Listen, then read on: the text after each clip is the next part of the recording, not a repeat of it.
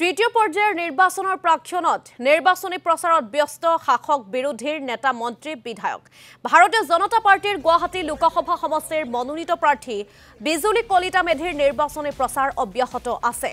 পুৱা গীতা মন্দিৰ মণ্ডল নিৰ্বাচনী কাৰ্যালয় মুকলি অনুষ্ঠানত উপস্থিত মিত্ৰজোঁটৰ প্ৰাৰ্থীগৰাকী। গীতা মন্দিৰৰ পাছতেই নুনমাটিৰ শালবাৰী ৰাজহুৱা নামঘৰত প্ৰচাৰ কাৰ্যসূচী বিজুলী কলিতা মেধিৰ। নুনমাটিৰ পিছতেই মহানগৰীৰ কেইবাটাও স্থানত প্ৰচাৰ চলাব প্ৰাৰ্থীগৰাকীয়ে।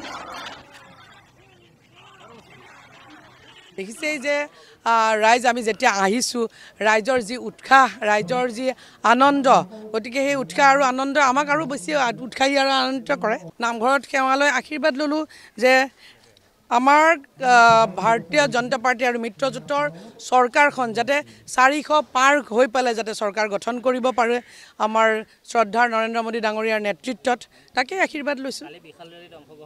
হয়, আপোনালোকে নিজে ক'ব আকৌ। সেই ৰেলী দেখাৰ পিছতো মই কোৱাৰ মানে কথাই নাহে, কাৰণ ৰাইজে কৈছে, গণতন্ত্ৰত ৰাইজে ৰজা। গতিকে ৰাইজে কৈছে যে অহা 7 মে' তাৰিখে আৰু অহা 4 জুন তাৰিখে কেনেধৰণৰ ফলাফল হ'ব সেইটো কালি